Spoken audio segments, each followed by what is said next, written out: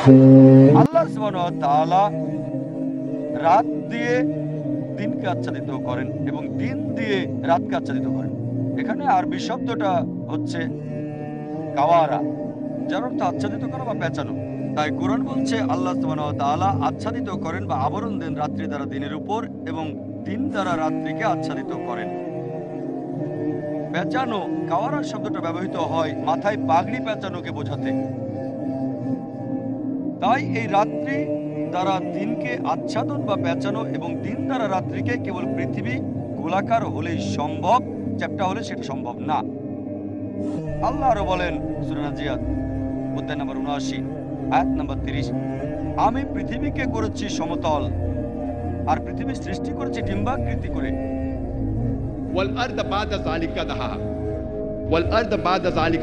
মানে অতঃপর পৃথিবীকে ডিম্বাকৃতি করেছি। দাহা শব্দের একটা অর্থ সম্প্রসারণ, আরেকটা অর্থ দাহা শব্দের, এটা এসেছে আরবি মূল শব্দ দুইয়া থেকে, যার অর্থ ডিম। আমরা জানি আমাদের এই পৃথিবী পুরোপুরি বলের মতো গোলাকার না, এর আকৃতি হচ্ছে ডিম্বাকৃতি, মেরু থেকে কিছুটা চ্যাপ্টা আর কেন্দ্র থেকে স্ফীত। আর আরবি শব্দ দুইয়া মানে স্বাভাবিক ডিম না, এটা নির্দিষ্ট করে উট পাখির ডিমকে বোঝানো হয়েছে। আর আমরা যদি উট পাখির ডিমের আকৃতি দেখি, এর আকৃতি হচ্ছে ভূগোলকের ন্যায়। চিন্তা করেন, পবিত্র কোরআন 1400 বছর আগে বলেছে যে পৃথিবীর আকৃতি হচ্ছে ডিম্বাকৃতি। এটা শুধু একথাই বলেনি, নির্দিষ্ট করে বলছে উট পাখির ডিমের মতো। আগে বিজ্ঞানীরা মনে করত চাঁদের আলো হচ্ছে তার নিজস্ব আলো। আর কোরআন বলছে সূরা ফুরকান অধ্যায় নম্বর 25 আয়াত নম্বর 61, মহান তিনি আল্লাহ সুবহানাহু ওয়া তাআলা নবমণ্ডলের রাশিচক্র সৃষ্টি করেছেন, এতে স্থাপন করেছেন সূর্য মানে বাতি, যার নিজস্ব আলো আছে, এবং চন্দ্র, যার আছে ধার করা আলো। সূর্যকে বোঝাতে কোরআনে আরবি শব্দ ব্যবহৃত হয়েছে, সেটা শামস। সূর্যের আলোকে বলা হয় সিরাজ, ওয়াহাজ বা দিয়া, যার মানে একটা বাতি যার নিজস্ব আলো আছে, অথবা জ্বলন্ত বাতি অথবা আলোকোজ্জ্বল। সব সময় সূর্যের আলোকে বোঝাতে ব্যবহৃত হয়েছে ওয়াহাজ, সিরাজ বা দিয়া, যার মানে নিজস্ব আলো। আর চাঁদের আরবি শব্দ হচ্ছে কামার, এর আলোকে বোঝাতে ব্যবহৃত হয় মুনির বা নূর, মানে ধার করা আলো বা প্রতিফলিত আলো। কোরআনে কোথাও বলা হয়নি যে চাঁদের আলো হচ্ছে তার নিজস্ব আলো। তারার আরবি শব্দ হচ্ছে নাজম, এর আলোকে বোঝাতে ব্যবহৃত হয়েছে সাকিব, যার মানে যে আলো পৃথিবীতে আস্তে আস্তেই উজ্জ্বলতা হারিয়ে ফেলে। ভেদ করা উজ্জ্বলতা, উজ্জ্বল আলো দুনিয়াতে আস্তে আস্তেই মলিন হয়ে যায়। আর এই কথা যে সূর্যের আলো নিজস্ব, বলা হয়েছে ওয়াহাজ, সিরাজ বা দিয়া, এবং চাঁদের আলো ধার করা যেমন মুনির বা প্রতিফলিত আলো নূর কোরআনের অনেক জায়গায় আছে। বলা হয়েছে সূরা ইউনূস অধ্যায় 10 আয়াত 5, এছাড়াও আছে সূরা নূহ অধ্যায় নম্বর 71 আয়াত নম্বর 15 এবং 16। কোরআনে আরো বলছে সূরা তারিক অধ্যায় নম্বর 86 আয়াত নম্বর 3 যে তারাকে বোঝাতে এর আলো হচ্ছে সাকিব, তার মানে ভেদ করা, অন্ধকার ভেদ করেছে। আগের দিনে ইউরোপিয়ান বিজ্ঞানীরা মনে করত যে সৌর ব্যবস্থার কেন্দ্র হচ্ছে পৃথিবী এবং নবমণ্ডল সহ সকল গ্রহ যেমন চাঁদ এবং সূর্য পৃথিবীর চারদিকে ঘুরছে, আর এটাকে বলা হতো ভূকেন্দ্রিকতা। টলেমির সময় পর্যন্ত এটাই বিশ্বাস করা হতো। দ্বিতীয় শতাব্দী বিসি, 1600 শতাব্দীর পূর্ব পর্যন্ত, নিকোলাস কোপার্নিকাসের আগ পর্যন্ত 1512 সালে নক্ষত্রের গতির উপর হেলিওসেন্ট্রিক নামে তত্ত্ব দাঁড় করায় আর বলে সূর্যই হচ্ছে সৌরজগতের উৎস। সকল গ্রহ পৃথিবী সহ সূর্যের চারিদিকে ঘুরে। পরবর্তীতে জার্মান বিজ্ঞানী ইয়োহান্নাস কেপলার 1609 সালে একটা বই লেখেন অ্যাস্ট্রোনমিয়া নোভা নামে। তাতে তিনি বলেন গ্রহ এবং পৃথিবী সূর্যের চারিদিকে কেবল পরিক্রমই করে না, নিজস্ব কক্ষপথে চক্রাকারে ঘোরে। যখন স্কুলে ছিলাম, স্কুল পাশ করেছি 1982-তে, প্রায় 25 বছর আগে, তখন আমিও পড়েছিলাম যে গ্রহ এবং পৃথিবী সূর্যের চারিদিকে পরিক্রমণ করে এবং গ্রহ পৃথিবীর নিজস্ব কক্ষপথে আবর্তন করে। আর সবকিছুর সৌরজগৎ ছায়াপথে এটা ঘুরে, সূর্য সহ। তবে সূর্য নিজ কক্ষপথে আবর্তন করে না, এই ক্ষেত্রে সূর্য স্থির। কিন্তু কোরআনের আয়াত যখন পড়লাম, সূরা আল আম্বিয়া অধ্যায় নম্বর 21 আয়াত নম্বর 33-এ বলা হয়েছে, হুয়াল্লাযী খালাকাল লাইলা ওয়ান নাহার, আল্লাহ সৃষ্টি করেছেন রাত এবং দিন, ওয়াশ-শামসা ওয়াল কামার, সূর্য এবং চন্দ্র, কুল্লুন ফি ফালাকি ইয়াসবাহুন, প্রত্যেকে ভ্রমণ করছে আপন গতিতে। তাই কোরআন বলছে সূর্য এবং চন্দ্র পরিভ্রমণ ছাড়াও নিজ নিজ কক্ষপথে আবর্তন করে। এখানে আরবি শব্দ ইয়াসবাহুন এসেছে আরবি মূল শব্দ সাবাহা থেকে, যার মানে চলন্ত দেহের গতি। যদি আরবি শব্দ ইয়াসবাহা চলমান ব্যক্তিকে বোঝায়, এর মানে এই না যে গড়াগড়ি করছে, এর মানে হচ্ছে সে হাঁটছে অথবা দৌড়াচ্ছে। যদি পানিতে অবস্থানরত কোনো ব্যক্তির ক্ষেত্রে বলি, এর মানে নয় যে ভাসছে, এর মানে সাঁতার কাটছে। একইভাবে আল্লাহ যখন একই শব্দ ব্যবহার করছেন গ্রহ নক্ষত্রের ক্ষেত্রে, এর মানে এই নয় যে এটা শূন্যে ভাসছে, এর মানে হচ্ছে এটা নিজস্ব আবর্তনের সাথে গতিশীল, নিজ অক্ষে আবর্তন করছে। তাই কোরআন বলছে সূর্য এবং চন্দ্র পরিক্রমণ ছাড়াও নিজ নিজ অক্ষে আবর্তন করে। আর এখন বিজ্ঞান আবিষ্কার করেছে যে সূর্য আবর্তন করে, যেহেতু সরাসরি সূর্যের দিকে তাকানো যায় না, খালি চোখে তাকিয়ে থাকা যাবে না। যদি কোনো যন্ত্র থাকে আর টেবিলের উপর সূর্যের ছবি থাকে, দেখবেন সূর্যের মাঝে দাগ আছে, আর প্রায় 25 দিন সময় লাগে এই দাগ একবার আবর্তন করতে। তার মানে সূর্যের প্রায় 25 দিন লাগে একবার আবর্তন করতে। চিন্তা করেন, যখন স্কুলে ছিলাম আমি শিখেছি সূর্য স্থির, নিজ অক্ষে আবর্তন করে না। আর কোরআন 1400 বছর আগে বলেছে আবর্তন করে। এখন আলহামদুলিল্লাহ অধিকাংশ স্কুলে শেখানো হয় যে সূর্য আবর্তন করে। এরপর যদি কোরআন পড়েন, এটা উল্লেখ আছে সূরা ইয়াসিন অধ্যায় নম্বর 36 আয়াত নম্বর 40, সূর্যের পক্ষে সম্ভব নয় চন্দ্রের নাগাল পাওয়া, আর রাত দিনকে অতিক্রম করতে পারে না। চন্দ্র এবং সূর্য কুল্লুন ফি ফালাকি ইয়াসবাহুন, প্রত্যেকে আপন আপন কক্ষে বিচরণ করে। এখন বিজ্ঞানীরা বলছে সূর্য এবং চন্দ্রের কক্ষপথ ভিন্ন ভিন্ন, তাই সূর্য চন্দ্রকে নাগালে পাওয়ার প্রশ্নই আসে না। কোরআন এটাই বলছে। আর বিজ্ঞান আমাদের বলছে যে নভমণ্ডলে সূর্য একটা বিশেষ নির্দিষ্ট ডিরেকশনে ঘুরছে, যাকে বলা হয় সোলার অ্যাপেক্স। হারকিউলিস তারকারাজিকেও বলা হয় আলফা লাইরি, যার গতি সেকেন্ডে 12 মাইল। আর এখন বিজ্ঞানীরা আমাদের বলে যে সূর্যের আলো আমরা পাই কেমিক্যাল রিয়াকশনের কারণে, তা শুরু হয়েছে কোটি কোটি বছর আগে। আর এক সময় এই রাসায়নিক বিক্রিয়া থেমে যাবে, তখন আর সূর্যের আলো আসবে না, আর পৃথিবীতে কোনো প্রাণের অস্তিত্ব থাকবে না। তবে বিজ্ঞানীরা বলছে এটা হতে কয়েক মিলিয়ন বছর লাগবে। কোরআন একই কথা বলছে সূরা ইয়াসিন অধ্যায় নম্বর 36 আয়াত নম্বর 38, ওয়াশ-শামসু তাজরি লিমুস্তাকারিন লাহা, যে সূর্য ভ্রমণ করে উহার নির্দিষ্ট গন্তব্যের দিকে, আর এটা নিয়ন্ত্রিত। এখানে আরবি শব্দ মুস্তাখার, যার দুটো অর্থ আছে।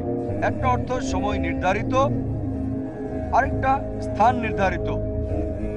আর এখন বিজ্ঞান বলছে যে সূর্য একটা নির্দিষ্ট স্থানের দিকে চলছে, অর্থাৎ সোলার অ্যাপেক্সের দিকে, আর একটা নির্দিষ্ট সময় পর্যন্ত থাকবে। তাই মুস্তাখারের দুটো অর্থ, নির্দিষ্ট স্থান এবং নির্ধারিত সময়, বিজ্ঞান অনুযায়ী সঠিক। চিন্তা করেন, কোরআন বলছে 1400 বছর আগে।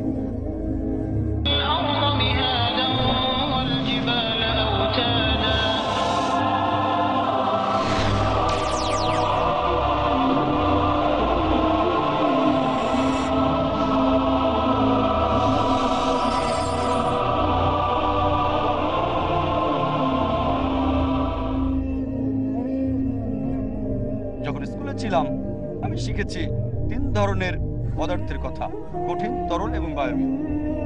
আর আগে বিজ্ঞানীরা বিশ্বাস করত যে ছায়াপথে অ্যাস্ট্রোনমিক্যাল এরিয়ার বাইরের শূন্যতা ছিল সম্পূর্ণ বায়ুশূন্য। পরবর্তীতে বিজ্ঞানীরা আবিষ্কার করলো যে তারামণ্ডলের অন্তর্গত বস্তুর অবস্থান বায়ুশূন্য না, এটাকে বলা হয় প্লাজমা। আর তারা বলছে এই পদার্থ বায়বীয় অবস্থায় ছিল, যার মধ্যে সমপরিমাণ পজিটিভ আয়নস এবং ইলেকট্রন আছে।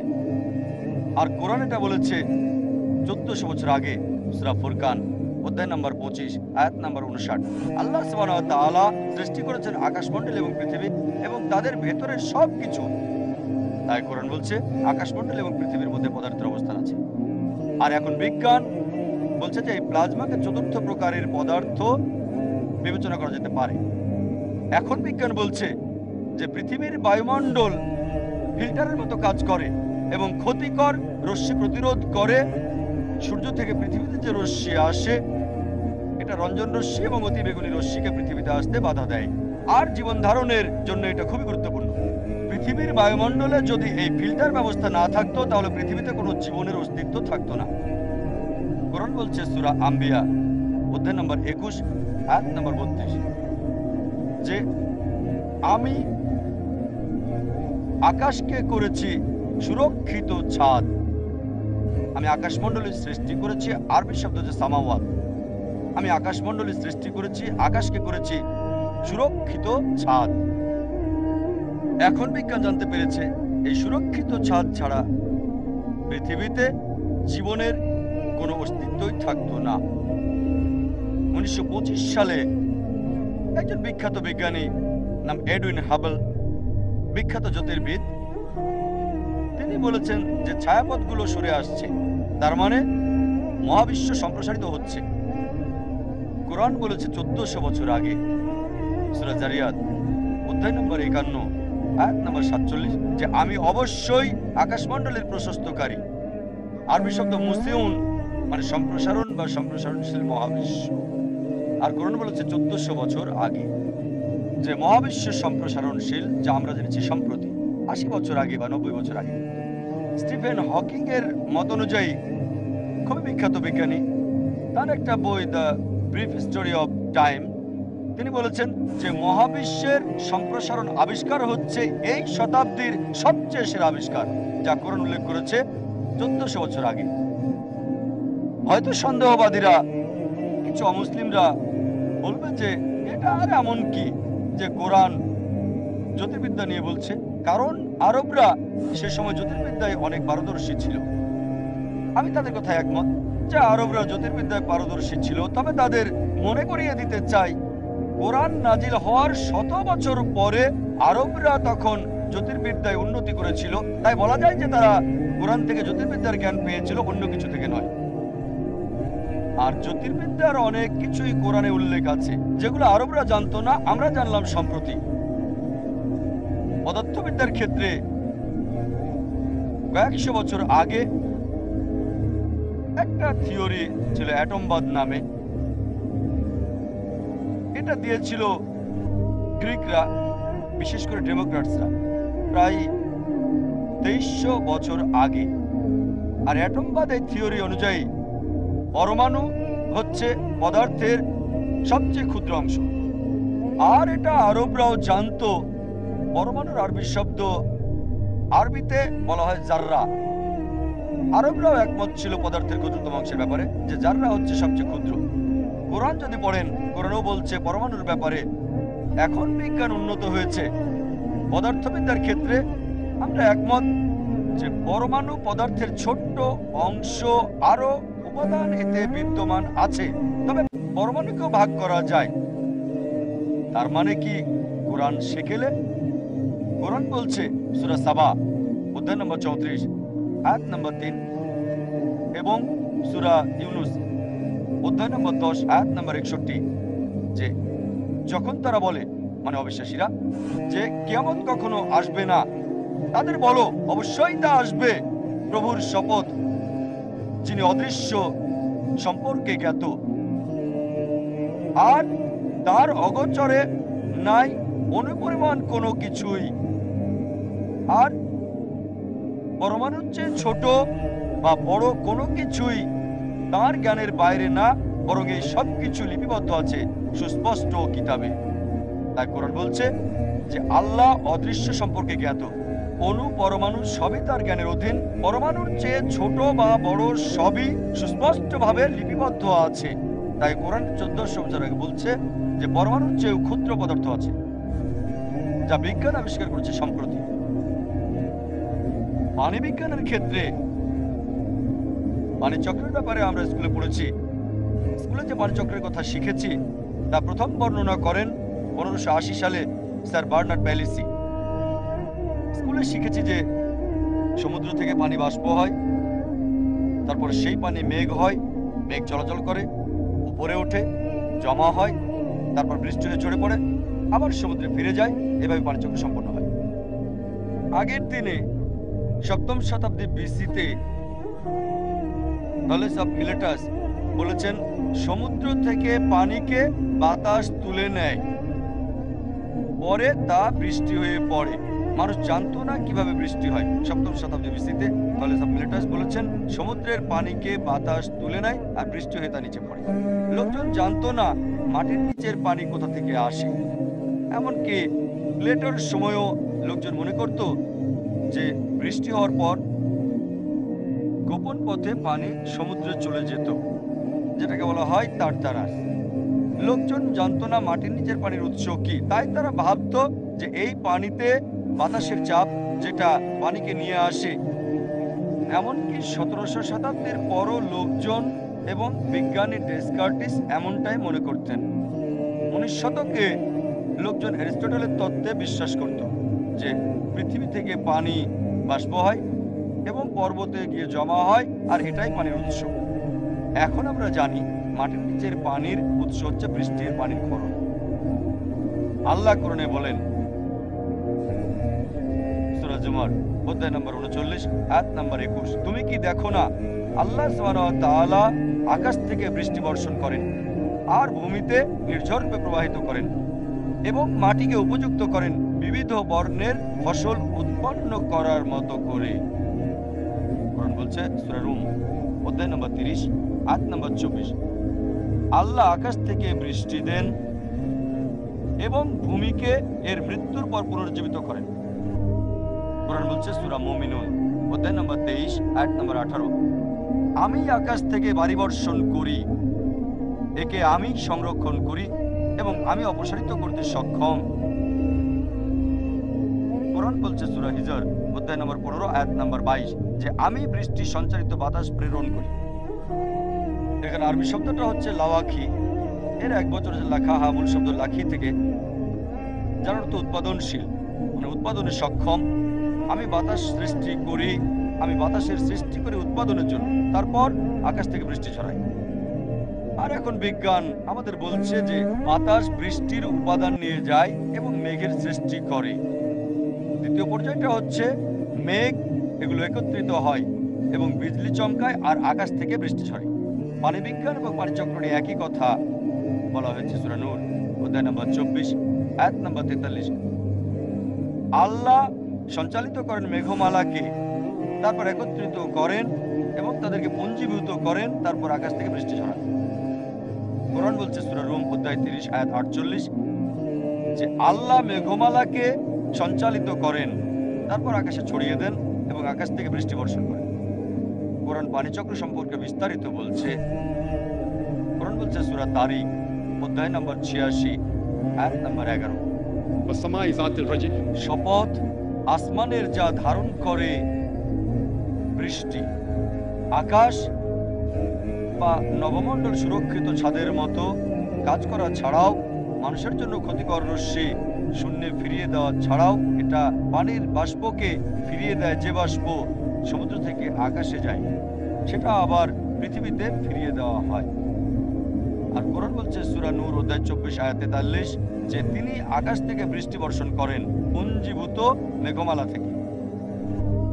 যখন আমরা বিমানে ভ্রমণ করি, 1400 বছর আগে অবশ্য বিমান ছিল না, যখন নিচে মেঘের দিকে তাকাই এটাকে পশমের পর্বতের মতো মনে হয়, মেঘকে পর্বতের মতো দেখা যায়। চিন্তা করেন, কোরআন এটা বলেছে 1400 বছর আগে। কোরআন পানিচক্র নিয়ে বিস্তারিত বলছে অনেক আয়াতে যে কয়েকটা উদ্ধৃতি দিয়েছি সেগুলো ছাড়া রয়েছে অসংখ্য আয়াত যেগুলো পানিচক্র নিয়ে বলছে। এটা আছে সূরা আরফ অধ্যায় 7 আয়াত 57, সূরা রদ অধ্যায় 13 আয়াত 17, সূরা ফুরকান অধ্যায় 25 আয়াত নম্বর 48-49, সূরা ফাতির অধ্যায় নম্বর 35 আয়াত 9, সূরা ইয়াসিন অধ্যায় 36 আয়াত 34। আরো বলা হয়েছে সূরা জাসিয়া অধ্যায় 45 আয়াত 5, সূরা কাফ অধ্যায় 50 আয়াত 9 এবং 10। আরো বলা হয়েছে সূরা ওয়াকিয়া অধ্যায় 56 আয়াত 67 থেকে 70, সূরা মুলক অধ্যায় 67 আয়াত 30। এভাবে কোরআনের অনেক আয়াতের কথা বলা যেতে পারে যেটা পানিচক্র নিয়ে বলছে। পানি বিজ্ঞান আর পানিচক্র নিয়ে একটা লেকচার দেওয়া যেতে পারে।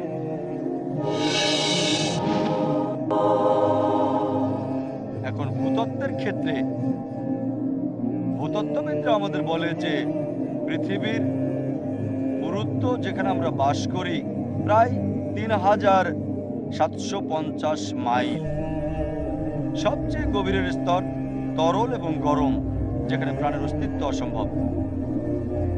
যতই উপরের দিকে আসবেন ততই শীতল অবস্থা, এবং সবচেয়ে উপরের স্তর যেখানে আমরা বসবাস করি সেটার হচ্ছে 30 মাইলেরও কম পুরুত্ব। আর ভূতত্ত্ববিদরা বলে যে আমরা যে উপরিভাগে বসবাস করি সেটা নড়াচড়া করার সম্ভাবনা আছে। এখন বিজ্ঞানীরা বলছে, তারা ভাঁজ ফেনোমেনা নিয়ে বলছে, যার কারণে পর্বতের সংখ্যা বৃদ্ধি পায়। আর এই ভাঁজ ফেনোমেনা এবং এই পর্বতের কারণে পৃথিবীর স্থিতিশীল অবস্থা।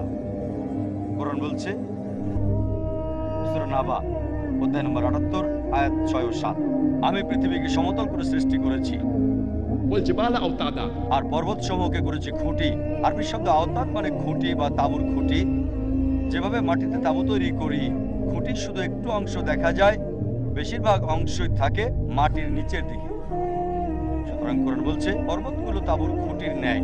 এখন বিজ্ঞান আমাদের বলে যে পর্বতের মূল মাটির অনেক গভীরে। আমরা দেখি উপরের সামান্য অংশ যেটা অনেকটা বরফখণ্ডের মতো। বরফখণ্ডের বেশিরভাগ অংশ পানির নিচে থাকে আর সামান্য অংশ উপরে দেখা যায়। বিজ্ঞান আরো বলছে যে পর্বতগুলো শক্তভাবে প্রতীত। আর কোরআনে কথা বলেছে 1400 বছর আগে, সূরা নাজিয়াত অধ্যায় নম্বর 79 আয়াত নম্বর 32।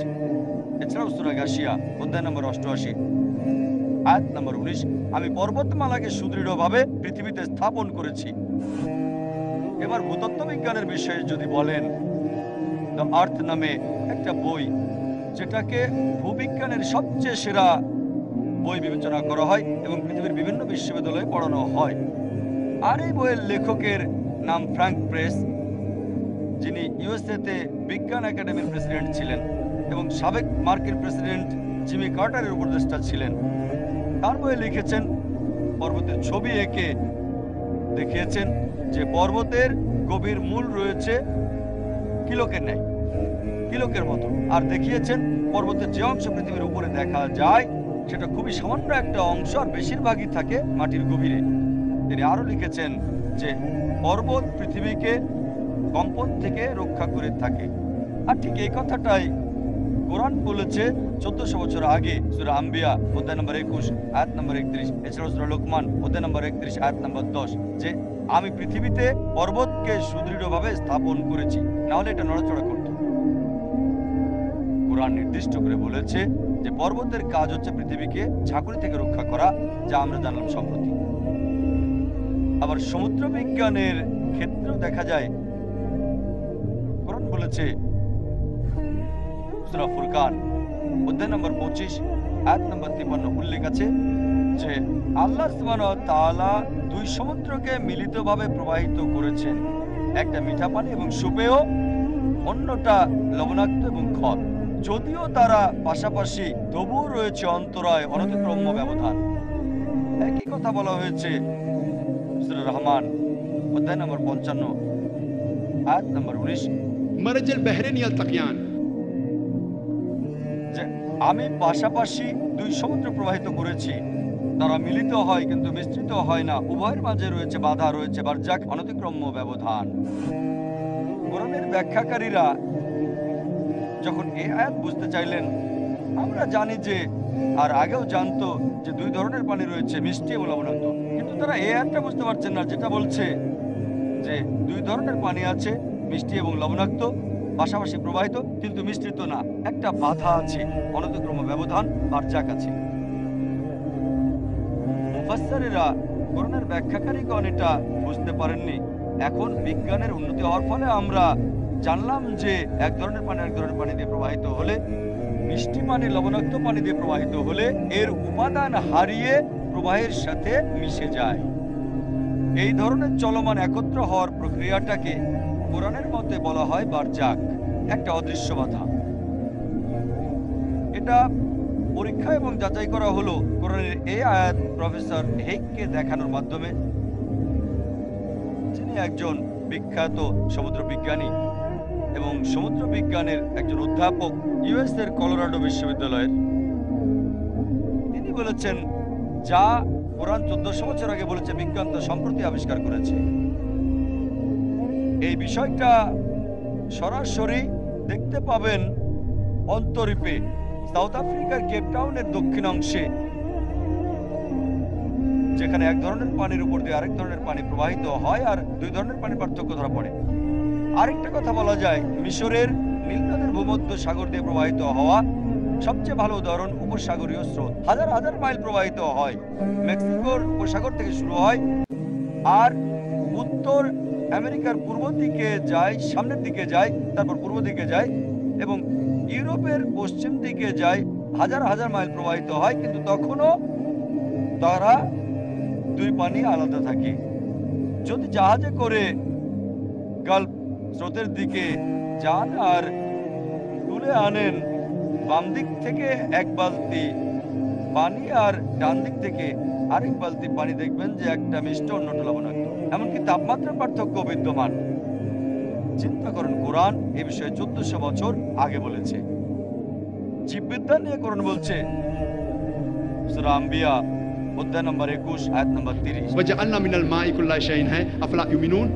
আমি জীবন্ত সবকিছু পানি থেকে সৃষ্টি করেছি, তারপরও কি ঈমান আনবে না? চিন্তা করেন, আরবের মরুভূমিতে কোরআন বলছে জীবন্ত সবকিছু পানি থেকে সৃষ্টি করেছি।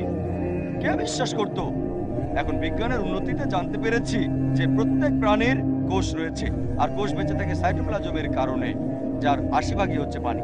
এখন বিজ্ঞান আমাদের বলছে যে প্রত্যেক প্রাণীর দেহে 50 থেকে 90 ভাগ পানি আছে। কোরআন বলছে সূরা নূর অধ্যায় নম্বর 24 আয়াত নম্বর 45, আমি প্রত্যেক প্রাণীকে পানি থেকে সৃষ্টি করেছি। কোরআন বলছে সূরা ফুরকান অধ্যায় নম্বর 25 আয়াত নম্বর 54, মানুষকে আমি পানি থেকে সৃষ্টি করেছি। উদ্ভিদবিদ্যার ক্ষেত্রে আগে আমরা জানতাম না যে গাছেরও স্ত্রী পুরুষ ভাগ রয়েছে। সম্প্রতি আমরা জানলাম, সম্প্রতি মানে 100 বছর আগে, 200 বছর আগে, 300 বছর আগে। কোরআন বলছে সূরা তাহা অধ্যায় নম্বর 20 আয়াত নম্বর 53, আল্লাহ সুবহানাহু ওয়া তাআলা আকাশ থেকে বৃষ্টি ঝরান এবং তা থেকে উদ্ভিদের জোড়া উৎপন্ন করে থাকেন, একে অন্য থেকে ভিন্ন। এই এখানে যে শব্দটা একে অন্য থেকে ভিন্ন মানে হচ্ছে স্ত্রী এবং পুরুষ। কোরআনের এই আয়াত আরবি শব্দটা হচ্ছে আজওয়াজ, মানে স্বামী স্ত্রী, লিঙ্গ মানে স্ত্রী এবং পুরুষ। তাই কোরআন বলছে যে উদ্ভিদের মাঝেও লিঙ্গ বিদ্যমান, নারী পুরুষ। আর বিজ্ঞান আমাদের বলছে যে উদ্ভিদেও নারী পুরুষ বিদ্যমান, এমনকি সমলিঙ্গের উদ্ভিদের ক্ষেত্রেও আলাদা পুরুষ এবং মেয়েলি বৈশিষ্ট্য বিদ্যমান। কোরআন বলছে সূরা রদ অধ্যায় নম্বর 13 আয়াত নম্বর 3, আমি ফল ফলাদি সৃষ্টি করেছি জোড়ায় জোড়ায়। দুটো করে ফল ফলাদিও জোড়ায় জোড়ায় সৃষ্টি করা হয়েছে। আর এখন আমরা জানি ফলদায়ক গাছের শেষ পর্যায়ে হচ্ছে ফল, আর এই পর্যায়ের আগে থাকে ফুল, যার মধ্যে পুংকেশ ও ডিম্বাণু তৈরি করে স্ত্রী এবং পুরুষ। পরাগ মিশে উর্বর করে, তারপর আমরা ফল পাই পুরুষ এবং স্ত্রী বৈশিষ্ট্যে। এমনকি পার্থেনোকার্পিক ফল, সেগুলো যেমন কলা, ডমুর, এক ধরনের আনারস, কমলা, তাদেরও আলাদা বৈশিষ্ট্য রয়েছে। এগুলো অনুর্বর ফল, অনুর্বর ফুল থেকে যে ফল হয় তাতেও আলাদা বৈশিষ্ট্য পুরুষ এবং নারী। কোরআন আরো বলছে সূরা ইয়াসিন অধ্যায় নম্বর 36 আয়াত নম্বর 36, আল্লাহ সুবহানাহু ওয়া তাআলা প্রত্যেক প্রাণী এবং মানুষকে সৃষ্টি করেছেন জোড়ায় জোড়ায়। এবং এসব জিনিস যেগুলো তোমরা জানো এবং জানো না, আল্লাহ বলেছেন সব কিছু জুড়ে জুড়ে সৃষ্টি করা হয়েছে, মানুষ ছাড়াও প্রাণী, উদ্ভিদ এবং যেগুলো আমরা জানি না। আমরা জানি যে বিদ্যুতের মতো বস্তুরও পজিটিভ নেগেটিভ আছে, ইলেকট্রন, প্রোটন এবং অন্যান্য জিনিস যেগুলো আমরা জানি না। আল্লাহ বলেছেন সব কিছুকে জোড়া জোড়া সৃষ্টি করেছেন, যেগুলো জানি এবং যেগুলো জানি না। প্রাণীবিদ্যার ক্ষেত্রে কোরআন বলছে সূরা আনাম অধ্যায় নম্বর 6 আয়াত নম্বর 38, আমি পৃথিবীতে প্রত্যেক প্রাণী এবং জীবের সৃষ্টি করেছি এবং প্রত্যেক সৃষ্টি যার পাখা আছে বাতাসে ভেসে বেড়ায়, মানুষের মতো দলগতভাবে বসবাস করে। আর এখন আমরা জানলাম যে প্রাণী এবং পাখি মানুষ জাতির মতো সমাজবদ্ধ হয়ে বসবাস করে। কোরআন বলছে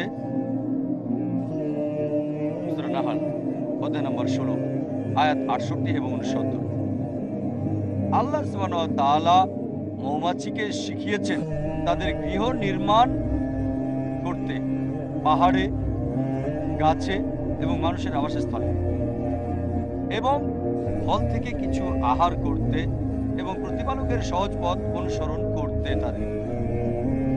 এই তো সম্প্রতি কয়েক দশক আগে একজন বিজ্ঞানী নাম ফন ফ্রেশ মৌমাছির আচরণ এবং গতিবিধি বর্ণনা করার জন্য নোবেল প্রাইজ পেয়েছেন। আর কোরআন এই বলে বোঝাতে চেয়েছে যে মৌমাছিকে শেখানো হয়েছে ঘর বানাতে, পাহাড়ে, গাছে এবং মানুষের বাসস্থানে, এবং ফল ফলাতে আহার করতে আর সহজ সরল পথ অনুসরণ করতে। বিজ্ঞানের উন্নতির পর, কনফ্রেশের বর্ণনার পর আমরা জানলাম যে মৌমাছি কোনো নতুন ফুল বা ফল বাগান পেলে সে ওই ফুল বা বাগানের প্রকৃত অবস্থান প্রধান মৌমাছিকে জানায়, যাতে তারা মধু সংগ্রহ করতে পারে মৌনাচন প্রক্রিয়ার মাধ্যমে। সুতরাং আমরা সম্প্রতি জানলাম কোরআন বলছে মৌমাছিকে শিক্ষা দেওয়া হচ্ছে সরল পথ অনুসরণ করতে। বিজ্ঞানের ভাষায় এটাকে বলা হচ্ছে মৌনাচন। আমরা আগে মনে করতাম শ্রমিক মৌমাছি হচ্ছে পুরুষ মৌমাছি, কিন্তু এখন জানলাম তারা পুরুষ না, স্ত্রী মৌমাছি, শ্রমিক মৌমাছি। আর এই জেন্ডার কোরআনে উল্লেখ আছে সূরা নাহল অধ্যায় 16 আয়াত 68-69 যে ফাসলুকি এবং কুলি মানে স্ত্রী মৌমাছি। আশ্চর্যের কিছু নেই, শেক্সপিয়ার তার নাটক হেনরি দ্য ফোর্থে বলেছেন লোকজন নিজেদের মধ্যে বলাবলি করে সৈনিক মৌমাছি নিয়ে। পুরুষ সৈনিক মৌমাছি তারা রাজাকে গিয়ে খবর দেয়। এখন আমরা জানলাম যে সৈনিক মৌমাছিরা পুরুষ মৌমাছি না, শ্রমিক মৌমাছিগুলো পুরুষ না, তারা স্ত্রী। সৈনিক মৌমাছি রাজাকে খবর দেয় না, রানীকে খবর দেয়। চিন্তা করেন, শ্রমিক মৌমাছি, সৈনিক মৌমাছি জেন্ডারের ব্যাপারে কোরআনে উল্লেখ আছে যে স্ত্রী মৌমাছি এগুলো। আমরা জানলাম এটা সম্প্রতি। কোরআন বলছে সূরা নাহল অধ্যায় নম্বর 27 আয়াত 17 এবং 18, সুলাইমানের সামনে হাজির করা হলো তার বাহিনী, মানুষ, জিন এবং পাখি। যখন তারা পিঁপড়া অধ্যুষিত এলাকায় পৌঁছল, এক পিঁপড়া বলল যে হে পিঁপড়া বাহিনী, তোমরা ঘরে অবস্থান করো যাতে সুলাইমান এবং তার বাহিনী অজ্ঞাতসারে তোমাদের পিষ্ট করে না ফেলে। যারা মনে করে যে কোরআন কোন ধরনের গল্পের বই, পিঁপড়ারা নিজে নিজে কথা বলছে, অনেক আকর্ষণীয় বিষয় এটা। কোরআন কোন ধরনের গল্পের বই যে পিঁপড়ারা নিজেরা নিজেদের মধ্যে কথা বলছে? বিজ্ঞানের অগ্রগতির ফলে আমরা জানলাম প্রাণী বা কীটপতঙ্গের মধ্যে মানুষের কাছাকাছি যেটা হচ্ছে সেটা হচ্ছে পিঁপড়া। পিঁপড়ারা মৃতকে কবর দেয়, মানুষ যেভাবে কবর দেয়। তাদের একটা সুন্দর শ্রম বিভাজন আছে, যেখানে আছে সুপারভাইজার, ম্যানেজার, শ্রমিক প্রধান, শ্রমিক ইত্যাদি। তাদের যোগাযোগের একটা অভিনব পন্থা আছে। তারা অনেক সময় গল্প গুজবও করে থাকে। তাদের বাজার আছে যেখানে পণ্য বিনিময় করে। এবার দেখেন, আমাদের বাজার আছে, পিঁপড়ারও বাজার আছে পণ্য বিনিময়ের জন্য। আর বর্ষার সময়ে জমা করে রাখা শস্যের মধ্যে যদি পানি আসে বা ভিজে যায়, সেই শস্যকে তারা সূর্যের তাপে শুকায়, কারণ তারা জানে ভিজে থাকলে শস্য পচে যেতে পারে। যদি শস্যের চারা গজায়, চারাটা কেটে দেয়, কারণ তারা জানে চারা থাকলে শস্য পচে যাবে। চিন্তা করেন, কোরআন পিঁপড়ার জীবন নিয়ে বলেছে 1400 বছর আগে, যা আমরা জানলাম সম্প্রতি। কোরআন বলছে সূরা আনকাবুত অধ্যায় নম্বর 29 আয়াত নম্বর 41। আল্লাহ সুবহানাহু ওয়া তাআলাকে ছাড়া যারা অন্য ইলাহ গ্রহণ করেছে তারা নিজেদের জন্য ঘর তৈরি করেছে, তাদের মাকড়সার মতো ঘর। আর অবশ্যই মাকড়সার ঘর অতি দুর্বল। এছাড়াও কোরআন বলছে যে যদি কোনো মানুষ আল্লাহকে ছাড়া অন্য কাউকে ইলাহ বলে গ্রহণ করে, তার নিজেদের ঘর তৈরি করছে মাকড়সার মতো করে। জালের কথা বলা হচ্ছে, আর মাকড়সার জাল খুবই দুর্বল, এটা আমরা জানি, জাল খুবই দুর্বল হয়। এছাড়া আমরা এখন জানি যে অনেক সময় স্ত্রী মাকড়সা পুরুষ মাকড়সাকে হত্যা করছে। মাকড়সাদের স্বামী স্ত্রীর মধ্যে সম্পর্ক অনেক খারাপ। তাই যে ব্যক্তি আল্লাহকে ছাড়া অন্য কোনো ইলাহকে গ্রহণ করেছে, তার ঘরের দুর্বল কাঠামোর কথা বলার পাশাপাশি ঘরের সম্পর্কের কথাও বলছে। শরীরবিদ্যার ক্ষেত্রে কোরআন নাজিল হওয়ার 600 বছর পরে ইবনে নাফিস রক্তের সঞ্চালন ব্যাখ্যা করেন। আর কোরআন নাজিলের 1000 বছর পর ইবনে নাফিসের 400 বছর পর উইলিয়াম হার্ভে এটাকে জনপ্রিয় করে তোলে। তাই আমাদের পাঠ্য বইয়ে জেনেছি রক্তের সঞ্চালন প্রথম ব্যাখ্যা করেন উইলিয়াম হার্ভে। আসলে এটা ইবনে নাফিস করেছেন 400 বছর আগে। এটা মিডিয়ার কারণে হয়েছে। এখন আমরা জানি যে খাবার গ্রহণ করি এটা পেটে যায়, তারপর অন্ত্রে যায়। সংক্ষেপে বললে শরীরবিদ্যার রক্ত সঞ্চালন এবং দুগ্ধ উৎপাদন হচ্ছে খাদ্য অন্ত্রে প্রবেশ করে, খাদ্যের অবশিষ্ট উৎপাদন রক্তনালীতে প্রবেশ করে, অন্ত্রের বিশেষ থলিতে, এবং বিশেষ প্রক্রিয়ায় সেগুলো লিভারের মধ্য দিয়ে রক্তনালী দিয়ে শরীরের প্রায় সব অর্গানে প্রবেশ করে, মেমরি গ্ল্যান্ড সহ, যেটা দুধ উৎপন্ন করে থাকে। তাই আমরা রক্ত সঞ্চালন এবং দুধ উৎপাদনের ব্যাপারে যা এখন জানলাম সংক্ষেপে কোরআন তা বলেছে 1400 বছর আগে। সূরা নাহাল অধ্যায় নম্বর 16 আয়াত নম্বর 66 বলা হয়েছে, গবাদি পশুতে তোমাদের জন্য রয়েছে শিক্ষা, তাদের শরীরে যা আছে তা তোমাদের পান করাই, যা উৎপন্ন হয় রক্ত এবং অন্ত্রের উপাদান থেকে। দুধ তোমাদের জন্য সুস্বাদু। একই কথা বলা হয়েছে সূরা মুমিনুন অধ্যায় নম্বর 23 আয়াত নম্বর 21, যে অবশ্যই গবাদি পশুতে তোমাদের জন্য শিক্ষা রয়েছে, তোমাদের জন্য দুধ পানের ব্যবস্থা করেছি যা সুস্বাদু, এবং গবাদি পশুর দেহ থেকে তা আসে, এবং এতে অনেক উপকার রয়েছে, এবং তাদের মাংস তোমরা খাও। তাই কোরআন রক্ত সঞ্চালন এবং দুধ উৎপাদনের ব্যাপারে বলেছে সংক্ষেপে 1400 বছর আগে। মেডিসিনের ক্ষেত্রে আমরা আগে জানতাম না যে মধু মৌমাছিদের পেট থেকে আসে। কোরআন বলছে সূরা নাহাল অধ্যায় নম্বর 16 আয়াত নম্বর 69, মৌমাছিদের পেট থেকে তোমাদের জন্য বিভিন্ন বর্ণের পানীয় ব্যবস্থা করেছি, যাতে মানুষের জন্য রয়েছে আরোগ্য। আমরা প্রায় 300 বছর আগে জানলাম যে মধু আসে মৌমাছিদের পেট থেকে। আর এখন আমরা জানি যে মধুতে ভিটামিন কে এবং ফ্রুক্টোজ আছে। সম্প্রতি জানলাম যে মধুতে রোগ প্রতিরোধক উপাদান আছে।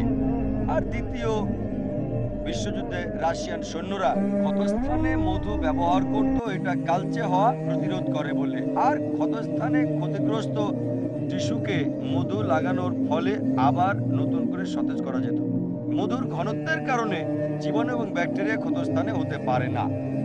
কারণ যদি বিশেষ কোনো ফসলের জমি থেকে অ্যালার্জি রোগ হয় আর সেই ফসলের মধু সংগ্রহ করে রোগীকে দিলে সে তখন আরোগ্য লাভ করতে শুরু করে।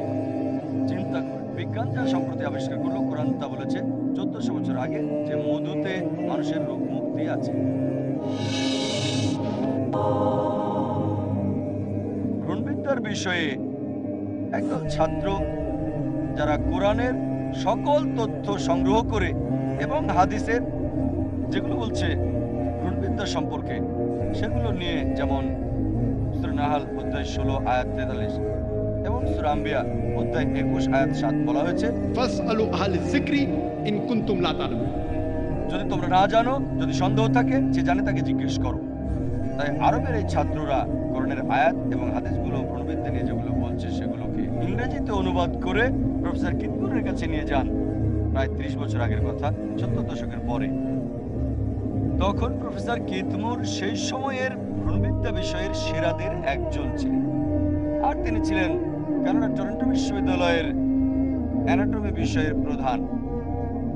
হাদিস এবং কোরআনের এই আয়াতগুলো পড়ার পর তিনি বললেন যে অধিকাংশ আয়াতই যেগুলো ভ্রূণবিদ্যা নিয়ে বলছে সেগুলোর ভ্রূণবিজ্ঞানের আধুনিক আবিষ্কারের সাথে মিল রয়েছে। তবে দুটো আয়াত আছে যেগুলোর ব্যাপারে আমি বলতে পারি না যে সঠিক, আবার ভুলও বলতে পারছি না, কারণ এগুলোর বিষয়ে আমি জানি না। আর প্রথম দুটো আয়াত হচ্ছে কোরআন নাজিল হওয়ার সময়ের সূরা ইকরা বা সূরা আলাক অধ্যায় নম্বর 96 আয়াত 1 ও 2 বলা হয়েছে, इकरा बिस्मि रब्बिकल्लज़ी खलक खलकल इंसाना मिन अलक। পড়ো, আবৃত্তি করো, ঘোষণা করো তোমার প্রভুর নামে যিনি সৃষ্টি করেছেন মানুষকে ঝুলে থাকা বস্তু থেকে, চোখের মতো বস্তু থেকে।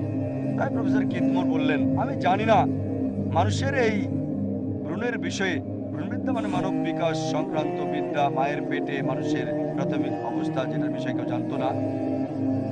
তিনি বললেন, আমি জানি না ভ্রূণের প্রাথমিক পর্যায়ে মানুষের প্রাথমিক অবস্থাটা সেটা চোখের মতো দেখায় কিনা। তাই তিনি গবেষণাগারে শক্তিশালী অনুবীক্ষণ যন্ত্রের সাহায্যে পর্যবেক্ষণ করলেন এবং চোখের ছবির সাথে সেটা মিলিয়ে দেখেন, আর তিনি মিল দেখে আশ্চর্য হয়ে গেলেন। পরবর্তীতে যখন তাকে ভ্রূণবিদ্যা বিষয়ে কোরআন এবং হাদিস থেকে 80টা প্রশ্ন করা হলো, তিনি বললেন, যদি এই প্রশ্নগুলো 30 বছর আগে জিজ্ঞেস করতে আমাকে, মানে 60 বছর আগের কথা বলছে, আমি অর্ধেকেরও বেশি উত্তর দিতে পারতাম না, কারণ ভ্রূণবিদ্যা মেডিসিনের নতুন শাখা সম্প্রতি উন্নত হয়েছে। আর অতিরিক্ত যে তথ্য তিনি পেয়েছেন তার বই দ্য ডেভেলপিং হিউম্যানের নতুন সংস্করণে, দ্য ডেভেলপিং হিউম্যান বইটি পৃথিবীর অধিকাংশ ছাত্রদের মেডিকেল কলেজে MBBS প্রথম বর্ষে পড়ানো হয়।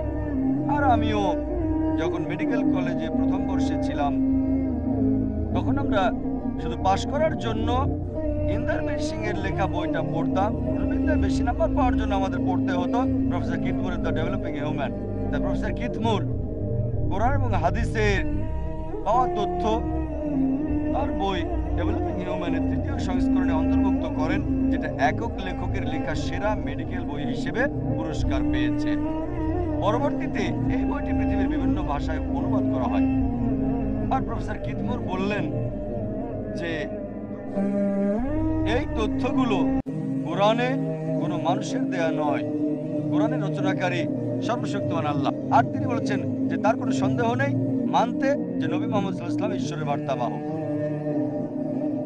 চিন্তা করেন, প্রফেসর কিথমুর একজন খ্রিস্টান। কোরআন বলছে সূরা তারিক অধ্যায় নম্বর 86 আয়াত নাম্বার 5 থেকে 7 যে মানুষ কি জানে না তাকে কি থেকে সৃষ্টি করা হয়েছে? তাকে সৃষ্টি করা হয়েছে মেরুদণ্ড এবং পাঞ্জরস্থি হতে সবেগে সঞ্চালিত পানি থেকে।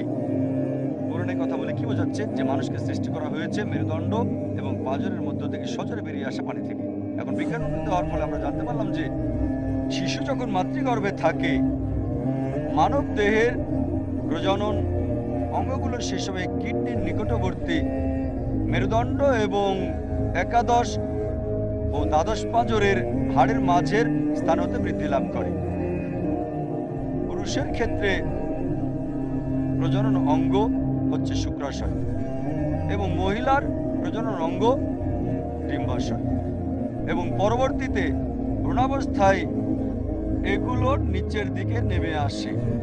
মহিলাদের ক্ষেত্রে ডিম্বাশয় শ্রেণীচক্রে পেলভিস এবং পুরুষদের ক্ষেত্রে ইঙ্গুইনাল নালীর দ্বারা অন্ডকোষে নেমে আসে। কিন্তু পরিণত বয়সে নেমে আসার পরও এই প্রজনন অঙ্গগুলো মেরুদণ্ড এবং একাদশ ও দ্বাদশ পাঁজরের হাড়ের মধ্যবর্তী স্থান থেকেই স্নায়ুর সরবরাহ গ্রহণ করে এবং রক্তের সরবরাহ পায় এওটা থেকে, যা মেরুদণ্ড এবং একাদশ ও দ্বাদশ পাঁজরের হাড়ের মধ্যবর্তী স্থানে অবস্থিত, এবং শিরা ও লুসিফার গ্রন্থির নিঃসরণ যায় সেই স্থানেই, যা মেরুদণ্ড এবং একাদশ ও দ্বাদশ পাঁজরের হাড়ের মধ্যবর্তী স্থানে অবস্থিত। কোরআন কমপক্ষে 11 বার উল্লেখ করেছে যে মানুষকে সৃষ্টি করা হয়েছে নুতফা থেকে। এটা সূরা হজও বলা হয়েছে অধ্যায় নম্বর 22 আয়াত নম্বর 5 এবং সূরা মুমিনুন অধ্যায় নম্বর 23 আয়াত নম্বর 13 যে মানুষকে সৃষ্টি করা হয়েছে নুতফা থেকে, যার মানে সামান্য তরল পদার্থ থেকে। কোরআন কি বোঝাতে চেয়েছে যে আমি মানুষকে সৃষ্টি করেছি সামান্য তরল থেকে? কোরআনে আরো বলা হচ্ছে সূরা সাজদা অধ্যায় নম্বর 32 আয়াত নম্বর 8, আমি মানুষকে সৃষ্টি করেছি সামান্য নির্যাস থেকে, মানুষকে সৃষ্টি করেছি সুলালা থেকে। আরবি শব্দ সুলালা, এই শব্দটার আরেকটা মানে কোনো কিছুর সেরা অংশ। তাই কোরআন সামান্য পরিমাণ তরল থেকে মানুষকে সৃষ্টি করেছে বলা ছাড়াও বলছে যে আমি মানুষকে সৃষ্টি করেছি সেরা অংশ থেকে। আর এখন বিজ্ঞান বলছে যে মাত্র একটা শুক্রাণু যথেষ্ট লক্ষ লক্ষ শুক্রাণু থেকে ডিম্বাণুকে নিষিক্ত করার জন্য। শুধু একটা, লক্ষ লক্ষ থেকে। তাই লক্ষ লক্ষ থেকে এটাকে কোরআন বলছে নুতফা সামান্য পরিমাণ, এবং সুলালা সেরা অংশটা লক্ষ লক্ষ থেকে একটা। কোরআন আবার বলছে সূরা ইনসান অধ্যায় নম্বর 76 আয়াত নম্বর 2, আমি মানব জাতিকে সৃষ্টি করেছি নুতফাতি নাম সাজ, নগণ্য পরিমাণ মিলিত শুক্রবিন্দু থেকে।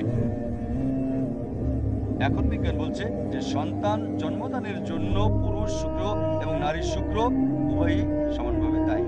তাই নগণ্য পরিমাণ মিশ্র শুক্রাণু এবং পুরুষ ও স্ত্রী শুক্রাণু ছাড়াও আশেপাশের তরল, অগ্রগ্রন্থিক তরল রয়েছে। আর জেনেটিকের ক্ষেত্রে এখন আমরা জানলাম যে সন্তানের লিঙ্গ নির্ধারণের জন্য দায়ী হচ্ছে বীর্য।